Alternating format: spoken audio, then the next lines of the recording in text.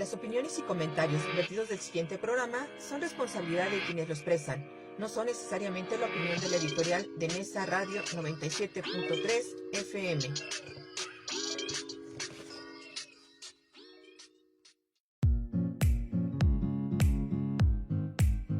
Aquí comienza Senderos a la Paz. Un programa donde charlaremos, propondremos y construiremos alternativas para contribuir en la difusión de la cultura de paz.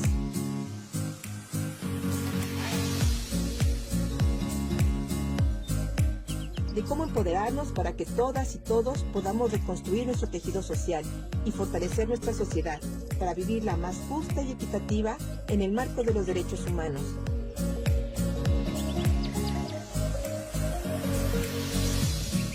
Quienes habla, Verónica Andrade Soto, los invita a compartir desde Nesa Radio 97.3 de FM 60 minutos de buena comunicación, entrevistas, diálogos y mucho más. Sean bienvenidas y bienvenidos. Estos son Senderos a la Paz.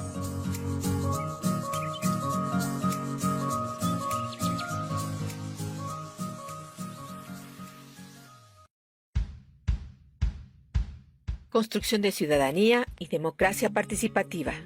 Si tuviéramos que conceptualizar democracia participativa, podríamos considerarla como el conjunto de espacios y mecanismos donde ciudadanas y ciudadanos podemos incidir y decidir sobre asuntos públicos de nuestra incumbencia, más allá de las actividades propias de los representantes populares, según Tronco Paganelli. Algunos estudiosos de la democracia consideran que este término debe ser repensado de una forma radical, ya que como todo proceso, este particularmente se encuentra en continua expansión, que de alguna manera está abarcando a las empresas, las instituciones, el poder del Estado y el mundo de las asociaciones, por lo que el Estado debe ser democratizado, así como los partidos políticos deben no solo ser igualmente democratizados, sino también desburocratizados, lo que solo puede lograrse a través de la mayor participación de las ciudadanas y ciudadanos. Sin embargo, el ejercicio de la ciudadanía solo se alcanza a través de la concientización del poder de las decisiones que se pueden lograr de forma colectiva para las mejoras y desarrollos de los ámbitos sociales. Es decir, de esta perspectiva debemos ver a la participación ciudadana pensada como funcional para el Estado y sobre todo para los individuos que conformamos una gran sociedad, pues tenemos que verla como la forma en la que se contribuye para una mayor y mejor eficacia de las acciones de gobiernos. Así, los ciudadanos y ciudadanas pueden ser consideradas y considerados como parte de los procesos de las políticas públicas, pues si bien las ciudadanas y ciudadanos solo acompañan su proceso por mero interés privado, con ello también se aceptan las políticas del Estado. Dejar en manos exclusivamente del Estado el bienestar social debe ser visto como una irresponsabilidad en la que comúnmente podemos caer. Debemos ser los ciudadanos y ciudadanas quienes guiemos las necesidades sociales para generar participación ciudadana democratizadora. Hoy, para hablar más a fondo de este tema tan importante de cómo podemos construir ciudadanía y democracia participativa y de cómo contribuir a la construcción de paz, tenemos desde Bogotá, Colombia, a la doctora Alicia Cabezudo. No te vayas, quédate con nosotras y con nosotros a caminar por senderos a la paz.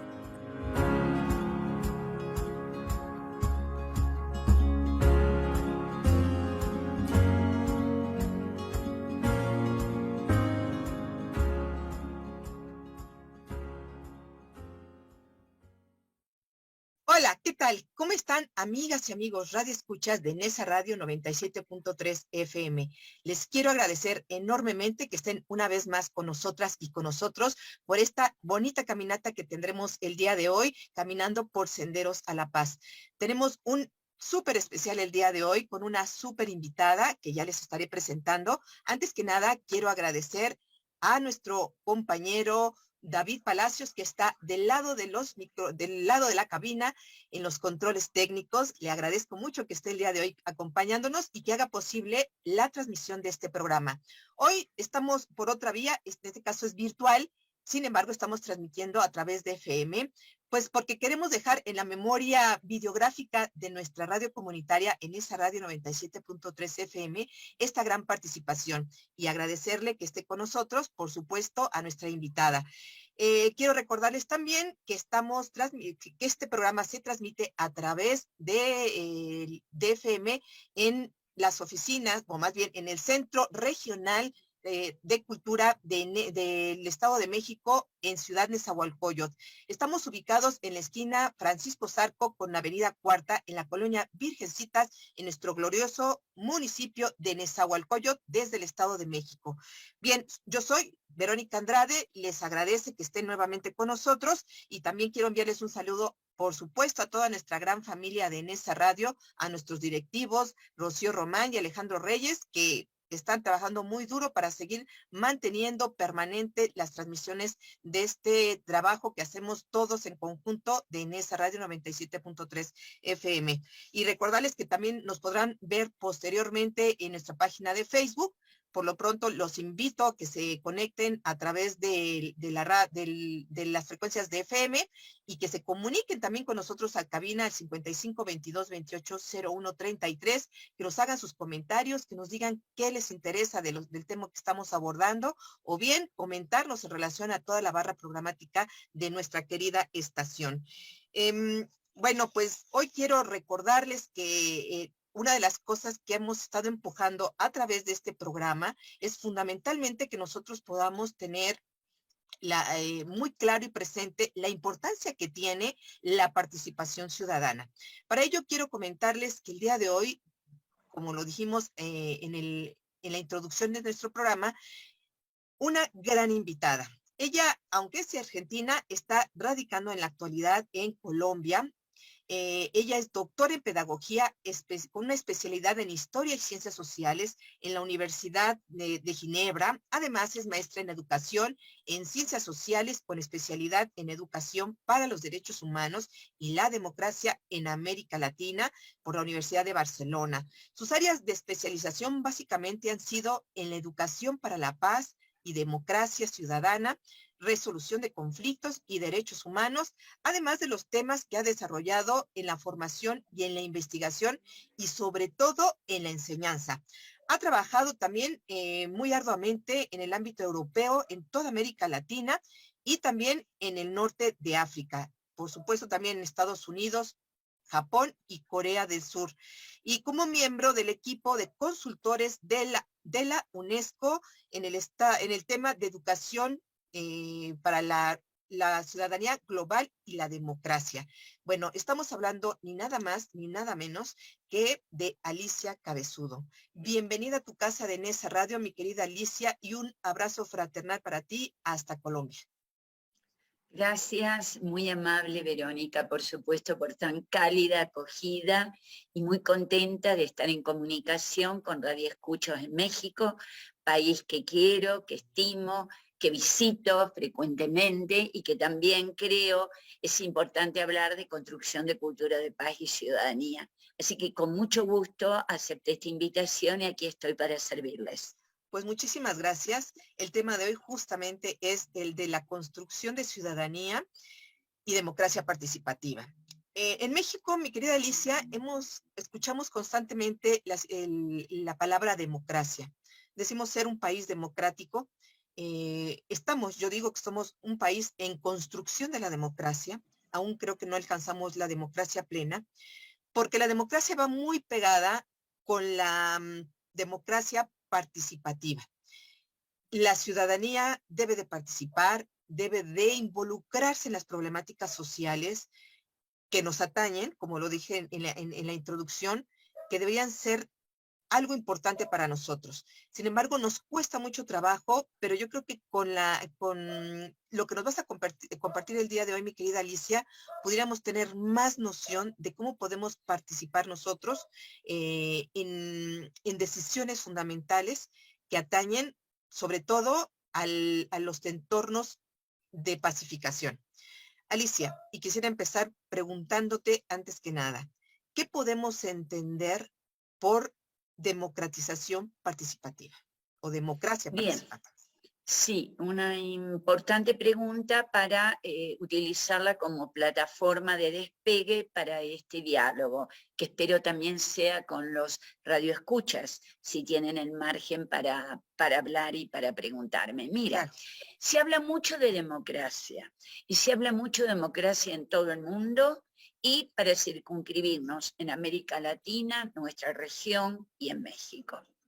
Y la democracia que se piensa es siempre la democracia representativa, porque así nació en cierta forma, y así fue concebida en las constituciones liberales que tenemos en nuestros países. Por supuesto, también involucro a la de México.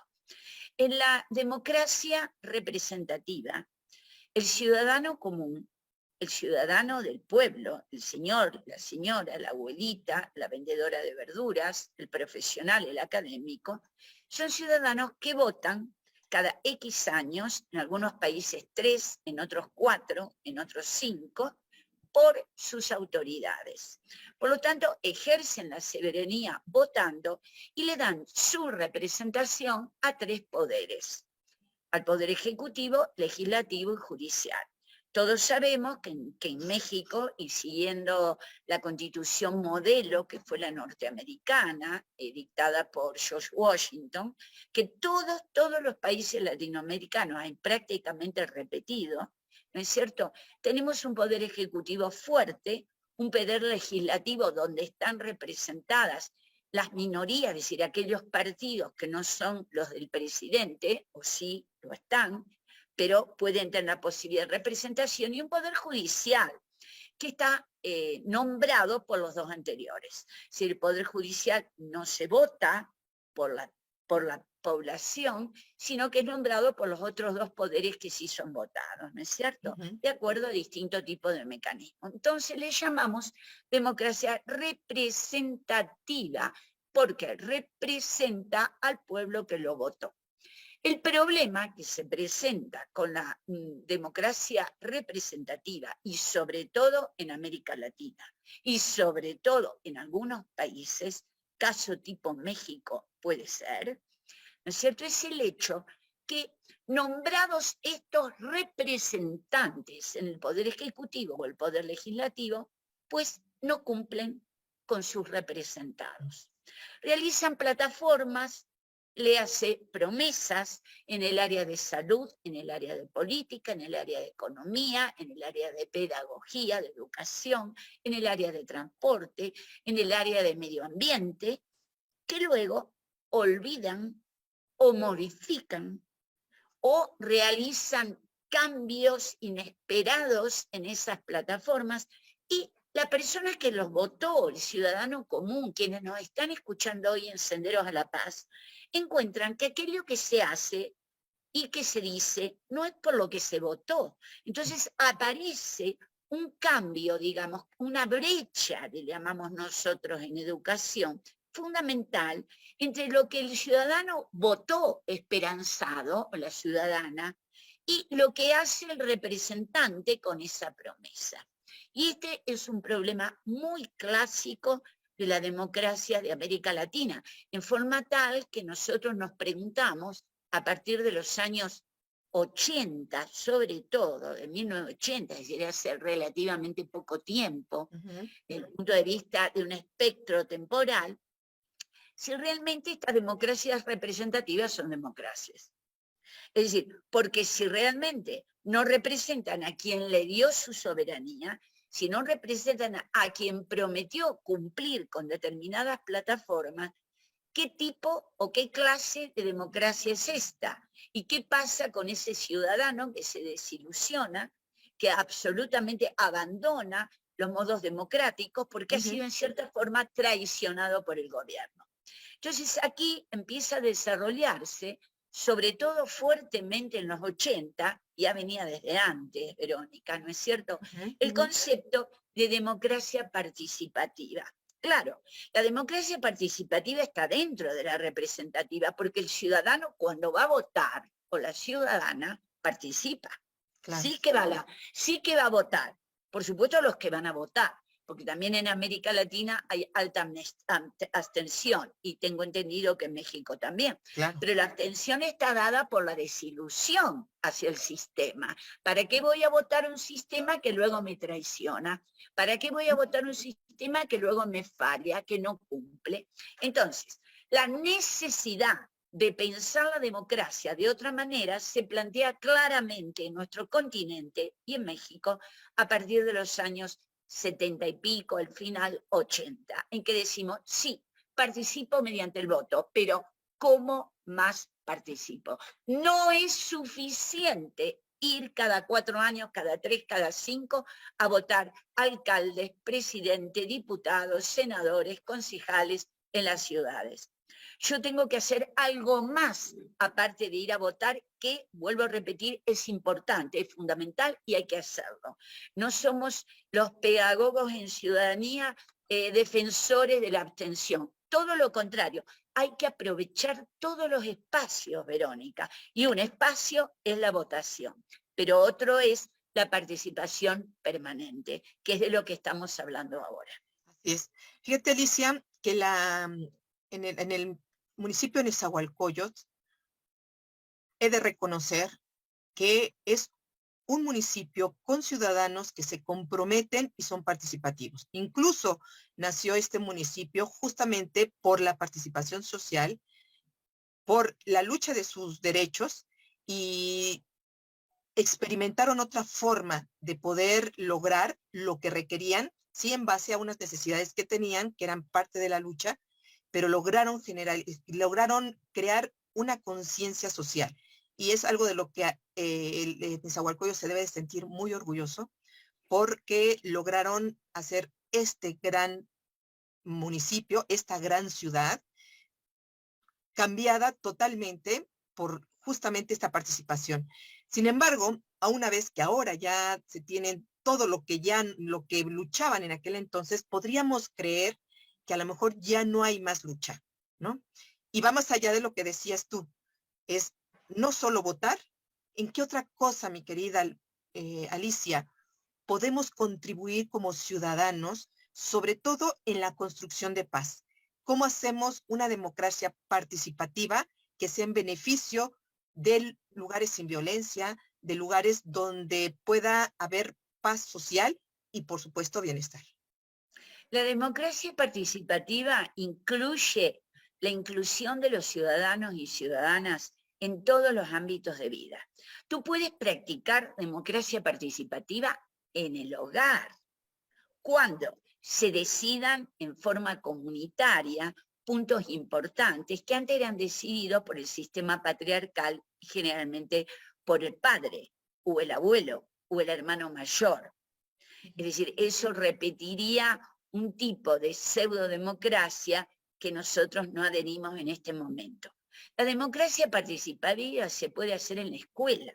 En primer lugar, enseñando a los niños que deben opinar en las decisiones, participar, trabajar en común y no pensar que las cuestiones vienen de arriba hacia abajo, sino que en realidad las decisiones se toman de verdad de abajo hacia arriba.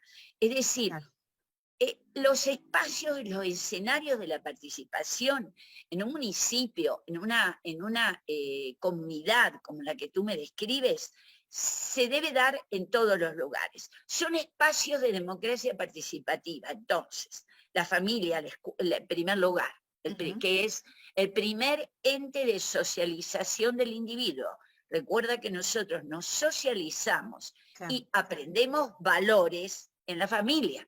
Esto es fundamental. Por lo tanto, si tú te encuentras con una familia en que todos opinan, en que todos hablan, en que se escucha a todos, en que no se impone la voz de uno, generalmente el varón, vuelvo a repetir, sí, que es la característica en América Latina y también en México, donde es fuerte el machismo o el patriarcado, ¿no es cierto? Sino que todas las voces son iguales, todos opinan, todos deciden juntos. Ya hay una práctica de democracia participativa que luego el señor, la señora, el joven, el adolescente, el niño lleva a otros espacios. ¿Cuáles? La escuela, el segundo espacio de socialización, Verónica, humano, es la escuela. Claro. ¿De acuerdo? Con todo lo que ella implica, no solamente aprender contenidos, sino aprender valores, aprender comportamientos, aprender a compartir con los compañeros, aprender a respetar al maestro, ¿no es cierto? A hacer tareas en común, que es mucho más extenso que aprender matemáticas o historia o biología. Claro. Y entonces, en este medio, que es el segundo medio de socialización del ser humano, que es la escolarización, ¿no es cierto? Allí también debe haber democracia participativa. Es decir, yo me voy constituyendo, imagínate como una cebolla con capas de democracia participativa, que voy aprendiendo y entrenándome realizándola. Voy a un club a los 9 o 10 años, voy a aprender judo, voy a aprender natación, juego fútbol en el medio del espacio que tenga el barrio, ¿no es cierto? Comparto con mis amigos y mis amigas, con mis vecinos. Tercer espacio de socialización, el vecindario. ¿Cómo se deciden las cuestiones en el vecindario? ¿Cómo se decide el agua potable, la cañería, el alumbrado, la guardería necesaria, los bancos para la plancha para los abuelos porque no hay suficientes, la suciedad que hay en las calles? ¿Cómo la decido? Con los vecinos, discutiéndolo y llevándolo a los organismos pertinentes. Es decir, la participación, Verónica, se va ampliando, llegando a ser un formato de comportamiento que yo practico y que exijo a la autoridad que lo respete. Y esto es otro punto a considerar. No solo yo ser consciente que debo participar en todos los ámbitos, estoy mencionando los 3 primeros socializadores básicos, familia, escuela, vecindario o comunidad cercana, sino que aparte, en este proceso de socialización, debo hacerle comprender a la autoridad mi derecho a la participación, porque las autoridades no son tan fáciles, y no les están tan abiertos a comprender esto de la democracia participativa. Así es. Acabas de dar un punto fundamental que creo es importante retomar. Pero antes nos tenemos que ir a un breve corte de estación porque quiero que retomemos más a fondo, mi querida Alicia, cómo logramos hacer entender a esos gobiernos con los que estamos cercanos o debiéramos de estar cercanos, o que ellos deberían estar cercanos a nosotros, sobre la importancia de nuestra participación y sobre todo de que se logre escuchar lo que requerimos o esa demanda o esa lucha social que pudiéramos tener. Antes, mis queridos amigas y amigos, quiero recordarles que pueden llamar a cabina al 5522-280133 y darnos sus comentarios en relación a este tema que estamos abordando el día de hoy, que es construcción de ciudadanía y democracia participativa. Yo sé que en esa hay una gran conciencia social y este tema debe ser muy interesante para todas y todos nosotros. Los quiero invitar, y también te quiero invitar a ti, mi querida Alicia, para que me acompañen en nuestra siguiente sección, es las efemérides de nuestros derechos. No se vayan, quédense con nosotros en la radio comunitaria de Ciudad Nezahualcóyotl. Regresamos en breve.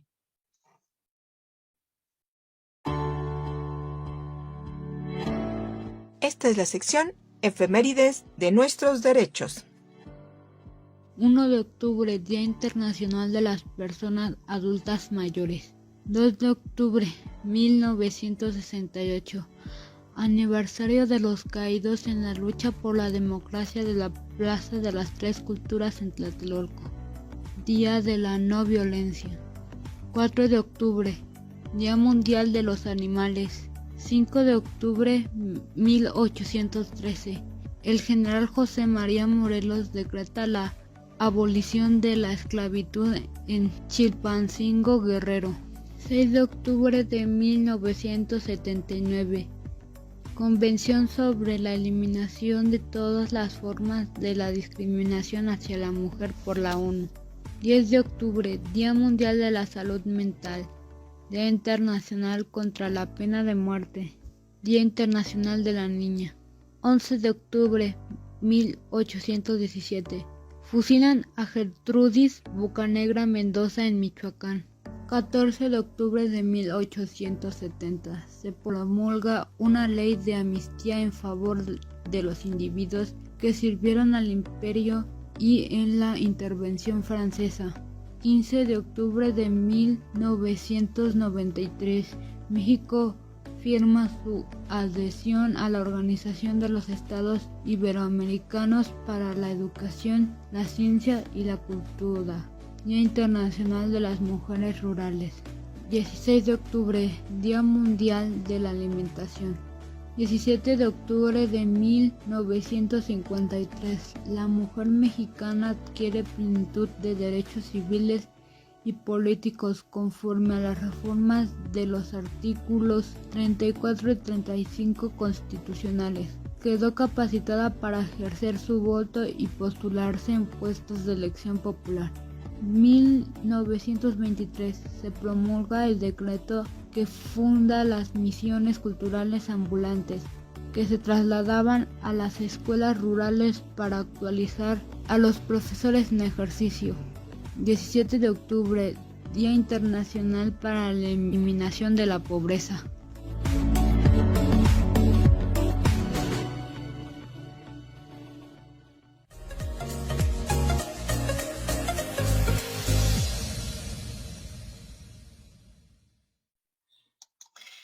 ¿Qué tal, amigos? Seguimos aquí en esa radio 97.3 FM. Estamos hoy con el tema Construcción de Ciudadanía y Democracia Participativa. Les quiero recordar que pueden llamar a nuestros teléfonos en cabina 5522-2801-33. Y también recordarles que somos una radio comunitaria sin fines de lucro y que formamos también parte de la Asociación Mundial de Radios Comunitarias, AMAR. Somos el capítulo México. Bien, estamos hoy en compañía de Alicia Cabezudo, que ella nos acompaña el día de hoy desde Colombia. Bien, mi querida Alicia, antes de irnos al corte estábamos comentando de la importancia de nuestra participación. Pero también surgía la pregunta, ¿qué podemos hacer para que las autoridades, es un camino, es un trabajo en equipo que se tiene que realizar? No todo carga de la ciudadanía ni todo carga hacia las obligaciones o responsabilidades de una administración pública o de un gobierno. Cuéntanos un poco sobre eso, cómo podemos lograr que sean escuchadas, pues esa organización que se puede lograr con la participación de todas y todos. Bien, primero de todo entonces sintetizo. Recuerden que la democracia representativa es la que ustedes tienen en México oficialmente, que está redactada y está detallada en la Constitución y que consiste en que el ciudadano común lo que se le exige es ir a votar a las autoridades. ¿Tá? 2. La democracia participativa, ¿qué implica? Implica la representación, es decir, implica que sí vaya a votar, no se trata de una u otra, sino que esta está comprendida, pero implica también que participe en todos los espacios posibles de la vida cotidiana en primer lugar, y de la vida social y política en segundo lugar. Lo que nosotros recomendamos, sobre todo, es que esa participación se haga en forma colectiva, es decir, que los ciudadanos se comprometan con organizaciones no gubernamentales, con asociaciones, con grupos de distinto origen, que puede ser por género, étnicos, religiosos, socioeconómicos, y que a través de estas asociaciones también practiquen su ciudadanía participativa. Sí, por eso les decía yo que la cuestión de la ciudadanía y la participación son capas de cebolla y que nosotros vamos superponiendo distintas participaciones. La problemática es, que creo que trata la pregunta que usted me hace, es, en primer lugar, ¿en qué forma concretizarla? Y en segundo lugar, ¿en qué forma las autoridades representativas la escuchen? Dos problemas. No siempre los ciudadanos consideran que deben participar en todo. Y dicen, yo voto y ya cumplo con mi obligación constitucional. no cumple suficientemente con su obligación constitucional, porque a esta altura de los acontecimientos y del mundo, la demanda de utilizar otros formatos de participación es internacional. En cualquier caso que usted hable de política pública, usted debe hablar de la participación y la incidencia de la sociedad en esa política pública. ¿Por qué? Claro. Porque la política pública no hay que dejarla sola. Si los ciudadanos tienen que participar monitoreando, tienen que participar controlando, tienen que participar a través de asociaciones de la sociedad civil solicitando, exigiendo al gobierno de la democracia representativa que cumpla lo que corresponde. En primer lugar, si la participación, Verónica, a través del monitoreo y el control de lo que hacen las autoridades. Uno, la participación a través de la solicitud, la exigencia de cumplimiento de aquello que tienen que hacer y no hacen. 3, la participación a través de proyectos innovadores. Hoy México tiene mecanismos para que los ciudadanos presenten proyectos al gobierno local, al gobierno estaduales o de los estados y al gobierno nacional. Existen inclusive mecanismos que existen en la Constitución mexicana, pero que la gente o no los conoce o los conoce y no los utiliza, pero luego se queja del gobierno. Es decir, es verdad que el gobierno da razón para quejarse, no lo estoy defendiendo. Más vale, yo desconfío bastante de las democracias liberales, ¿no es cierto?, representativas. Pero es verdad también que el ciudadano dice, no, lo tiene que hacer el gobierno y a mí no me corresponde. No, en absoluto. A usted le corresponde exigir, controlar, monitorear, crear nuevas posibilidades y nuevos proyectos. Ese es su derecho y utilícelo, porque si usted no lo utiliza, no tiene derecho tampoco a criticar todo al gobierno que no hace. En realidad, Verónica, la democracia participativa es la combinación del trabajo de las autoridades con el trabajo de la sociedad civil. Pero entonces la sociedad civil tiene que movilizarse. La sociedad civil tiene que actuar. No tiene que quedarse de brazos cruzados esperando que el gobierno local, estadual o nacional lo haga todo. ¿Saben por qué? Porque no lo hace. Porque no lo hace, porque ya lo sabemos. Porque no lo hace porque no alcanza a poder hacerlo, o no lo hace porque no quiere hacerlo. ¿De acuerdo? O porque dice que va a hacer, pero luego se trata de promesas incumplidas. Nosotros tenemos que estar alertas. La participación implica una alerta permanente, un control permanente, un interesarse por la política pública. No, el gobierno no lo hace, entonces a mí qué me importa. No, señor y señora, a usted tiene que importarle el bien común, tiene que importarle ese contrato social en términos de Rousseau que usted realizó con el gobierno y que el gobierno realizó con ustedes, y es verdad que a veces se olvida, y es verdad que a veces falla, y es verdad que a veces no cumple. Bueno, ahí está usted para hacerlo hacer. La participación consiste en tomar conciencia acerca de la importancia de la sociedad civil y, segundo, hacerle tomar conciencia al gobierno si se hace el distraído. Para esto, la pregunta sería, entonces recuerde, participación para control, participación para recordar aquellas promesas incumplidas, y participación para crear proyectos a través de organizaciones de la sociedad civil que vienen al gobierno y le dicen, mire señores, nosotros pensamos esto, necesitamos esto, es perentorio, pues cúmplalo. Usted habla, Verónica, que vive en una comunidad que está absolutamente sensibilizada para las prácticas sociales. Yo me alegro mucho por ello, pero muchas veces no es así. O, escuche bien lo que digo, las prácticas sociales se cansan. Es decir, vienen pidiendo durante mucho tiempo, vienen exigiendo durante mucho tiempo, vienen, supongamos que lo haga, controlando durante mucho tiempo y permanentemente sus deseos, sus requisitos, sus necesidades no son escuchadas. ¿Cómo hace? Es decir, ¿cómo hace para mantener la llama viva, por decirlo así? Y este es el tema. Muchas veces los movimientos sociales se agotan en su propia solicitud, se agotan ante la autoridad que hace oídos sordos a su pedido. En ese sentido, es complicado mantener, ¿cómo les puedo decir?, ese activismo de la participación. Yo me alegro mucho si usted vive en un área en que esto es permanente y es una llama prendida, pero no siempre es así. ¿Cómo se palla eso? ¿O cómo se trata de realizar en forma permanente, diría, de alimentar esta participación?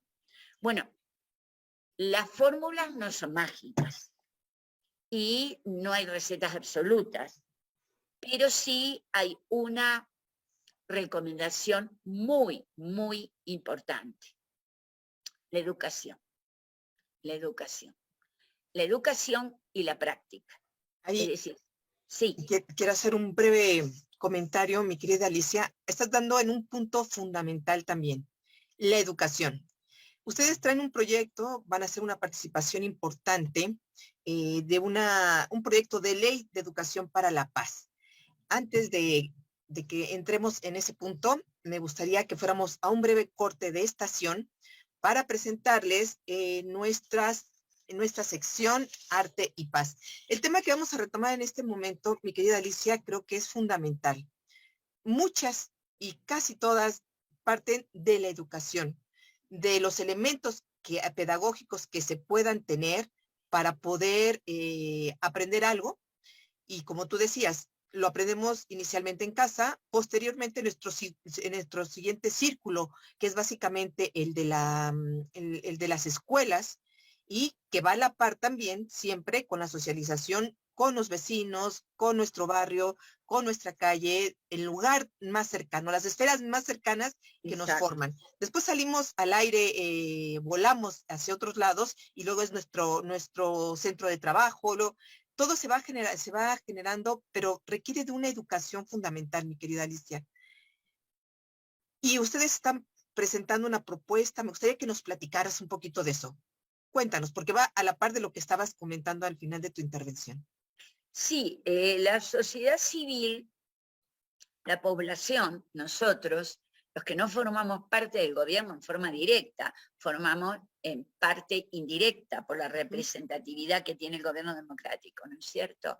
Tiene numerosos mecanismos para acercar leyes, proyectos y ordenanzas a las distintas instancias de gobierno. Esas leyes y proyectos generalmente se aceptan en algunos países a nivel individual, es decir, Verónica puede presentar o Juana Pérez puede presentar un proyecto.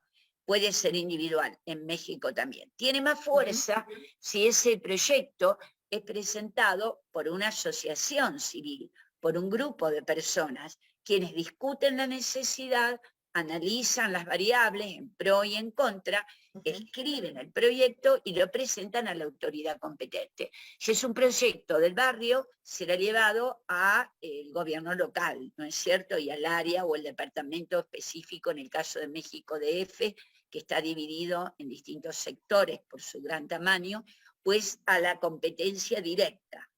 Si es un proyecto departamental, pues irá al nivel provincial o departamental. Pero lo cierto es utilizar los mecanismos existentes. Y en esto vuelvo a insistir, antes de responderle la ley en que estamos implicados. Es decir, es necesario conocer qué mecanismos existen. La gente dice, yo le pido al gobierno y no me escucha o no me dice nada o finalmente no hace nada. Bueno, usted lo pidió como corresponda, siguió los carriles, porque existen caminos y formas para presentar estas anhelos ciudadanos, ¿no es cierto? que hay que cumplir, que existen. Es decir, no puedo hacer lo que me parece y tirarle una carta al alcalde por abajo de la puerta. Es decir, ojalá, pero tendría que seguir los carriles necesarios para asegurarme por lo menos que está en camino. En el caso de la ley que usted me está preguntando, usted sabe, yo soy argentina de nacimiento, argentina-italiana, por lo tanto trabajo en América Latina y en Europa. Y resido en Colombia desde hace 6 años, desde la firma de los Acuerdos de Paz de La Habana. Porque la firma de los Acuerdos de Paz de La Habana, siendo mi especialidad la pedagogía para la ciudadanía, los derechos humanos y la construcción de paz, hizo que muchos especialistas fuéramos convocados para colaborar en el cumplimiento de este acuerdo. Actualmente existe un nuevo presidente, lo sabrán los mexicanos, se ha votado en el mes de agosto, de manera que lleva ahora 2 meses y unos días, diría 8 días de presidencia, y este presidente, Gustavo Petro, y sobre todo su vicepresidenta, Francia Márquez, la primera mujer afrocolombiana de extracción extraordinariamente humilde de la costa caribeña, que fue estudiando gracias a su esfuerzo, ¿no es cierto?, pero de una connotación absolutamente popular en el sentido de pobreza de posibilidades, que ella suplió con su inteligencia y su trabajo, ¿no es cierto? Este gobierno es un gobierno que está realizando gran cantidad de propuestas de reformas, que las había prometido y que pareciera que tiene gran intención de cumplirlas. Es verdad que una cosa es la intención y otra cosa es efectivamente el cumplimiento, pero es verdad también que muchas veces las propuestas presidenciales quedan en propuesta y no llegan ni siquiera a luego anunciarlas cuando ya son presidentes. Esto también es verdad. Aquí sí se están llevando estos caminos y uno de ellos es la construcción o la recomendación para construir el Ministerio de Paz. Si la propuesta es internacional, se estructura la idea de que se cerraran los ministerios de defensa o de guerra. No sé cómo se llama en México, creo que hay Ministerio de Defensa. La Defensa Nacional, sí. Sí, la Defensa Nacional estructura, hay que ver de quién se defiende la Defensa Nacional. Porque en Colombia este es un juego de palabras también, ¿no?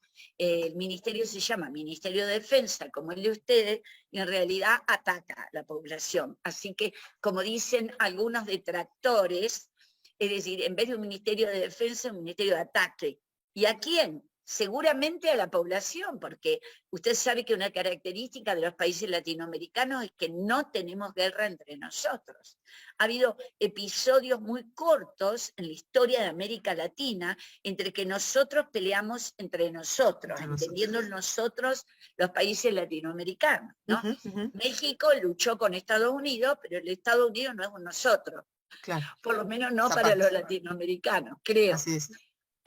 ¿No es cierto? Entonces, pero México no ha luchado con otros países latinoamericanos.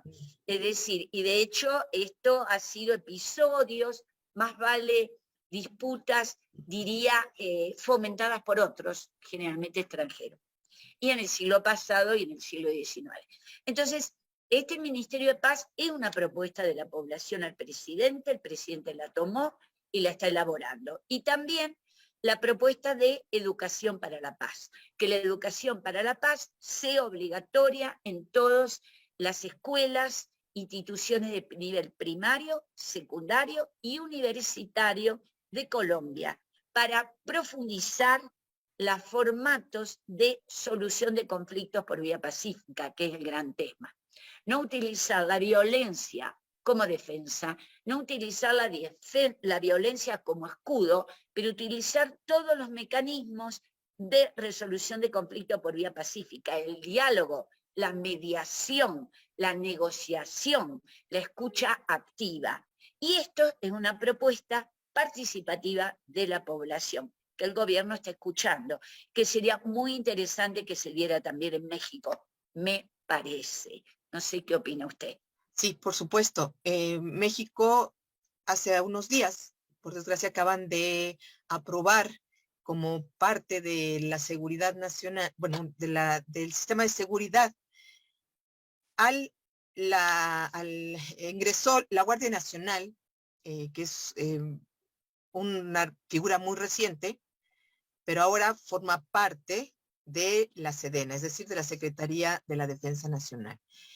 Entonces, esto genera una diferenciación de temas, porque en realidad la situación, hay quienes consideramos que no es necesario que una Guardia Nacional forme parte de una estructura militar, ¿no? Que debería de ser civil, y bueno, está el gran debate. El debate ha sido ganado por el actual gobierno, que ha decidido que se vaya la Guardia Nacional como una rama de la fuerza militar. Eso es algo preocupante, nos preocupa a varios. Hay una situación dividida de esta propuesta, de esta ley ahora ya, porque por desgracia la mayoría de los ataques que ha recibido la ciudadanía vienen justamente de las Fuerzas Armadas. Entonces, pues, ¿de quién nos protegemos aquí? ¿De quién nos defendemos? Pues sigue siendo lo mismo, ¿no? Y más con las últimas resultados que dieron las comisiones de vigilancia de los derechos humanos, de la comisión que estaba viendo, por ejemplo, la situación de los 43 desaparecidos de Ayotzinapan, que los famosos maestros, sí, de estudiantes de magisterio. Así es. Justamente fueron involucrados gentes de las Fuerzas Armadas, incluso varios que están ahora formando parte importante en el ejército. Bueno, fueron responsables, o se les está señalando como responsables de esto. Y ahora la Guardia Nacional, como dependiente de las Fuerzas Armadas, es algo complicado. Pero bueno, este es un tema muy interesante, y a mí me gustaría, ya para ir cerrando esta gran y bonita charla que nos has regalado el día de hoy, mi querida Alicia, y en esta sección casi siempre les pregunto a nuestras y nuestros invitados algo más personal.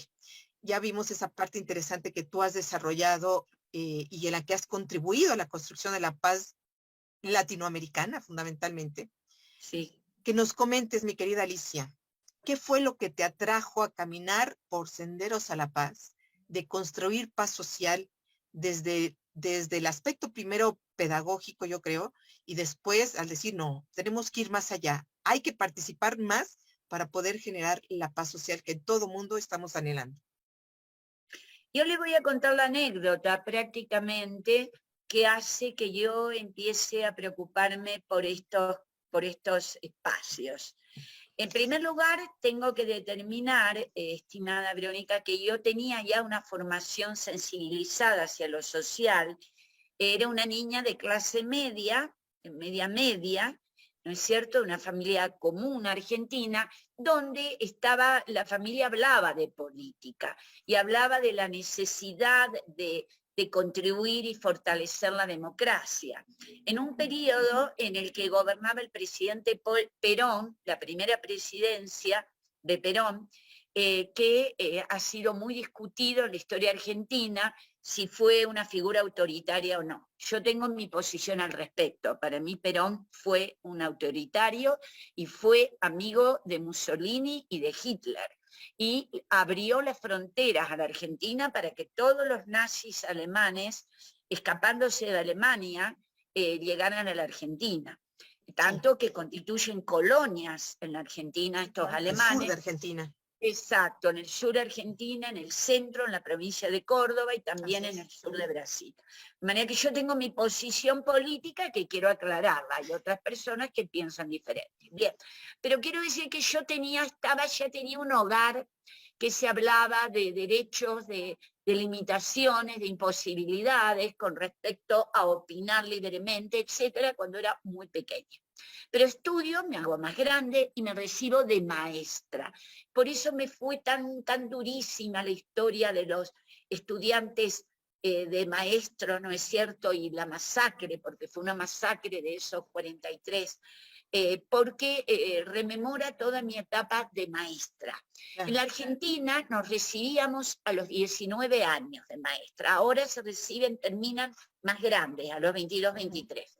En mi época, yo soy una persona grande ya, nos recibimos a los 19. Y el gobierno estimada Verónica, quisiera que también usted me comentara esto con respecto a México, los radioescuchas.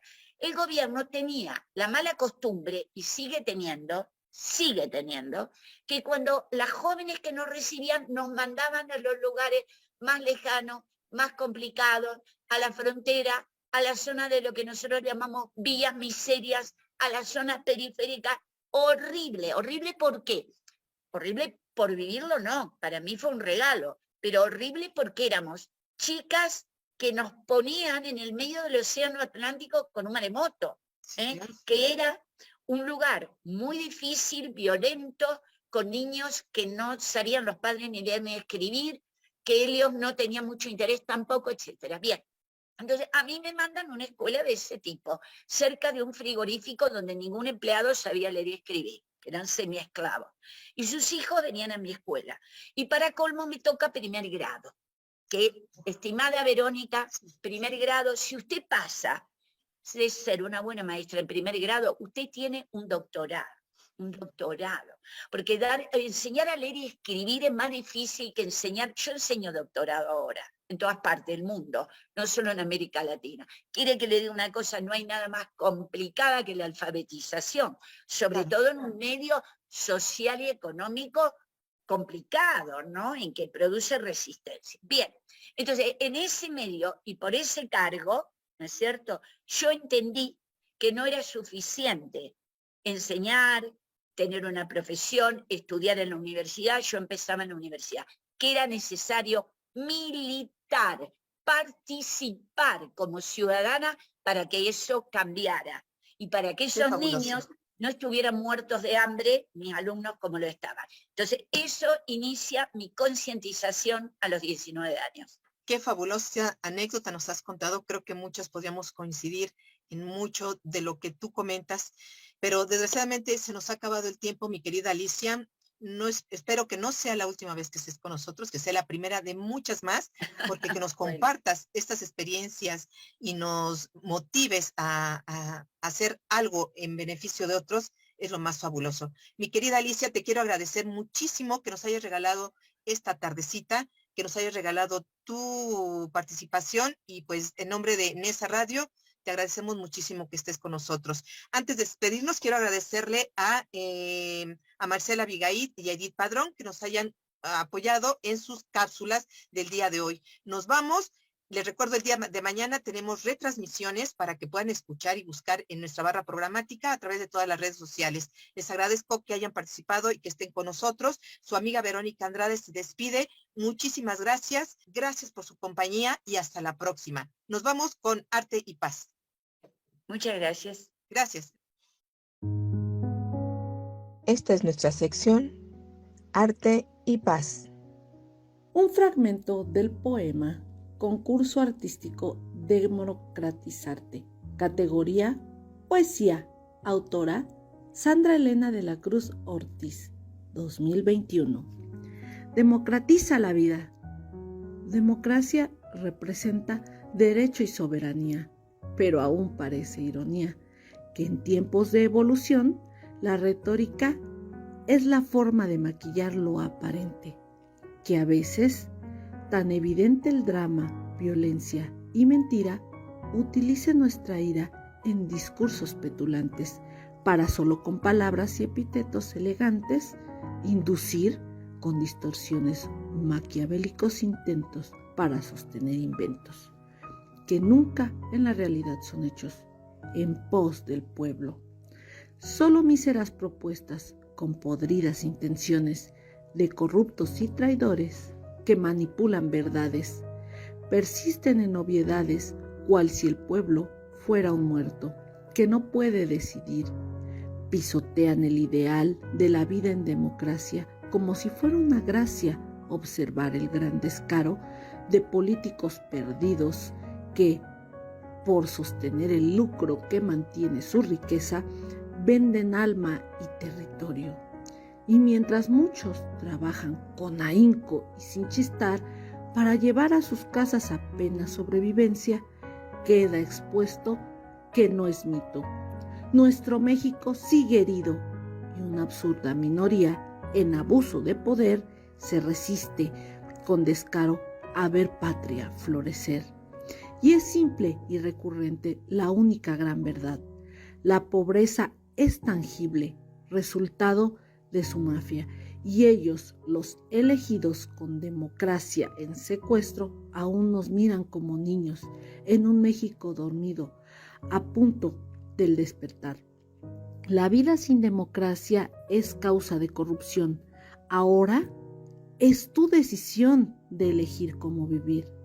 Democratízate, humano, democratiza la vida. No tardes en decidirte, nadie más lo hará por ti.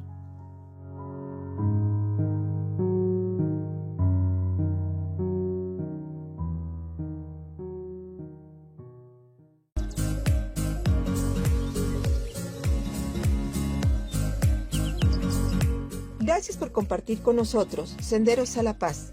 Los esperamos la próxima semana para seguir comunicándonos y compartiendo 60 minutos de radio. Quienes habla, Verónica Andrade Soto, los espera para seguir transitando Senderos a la Paz.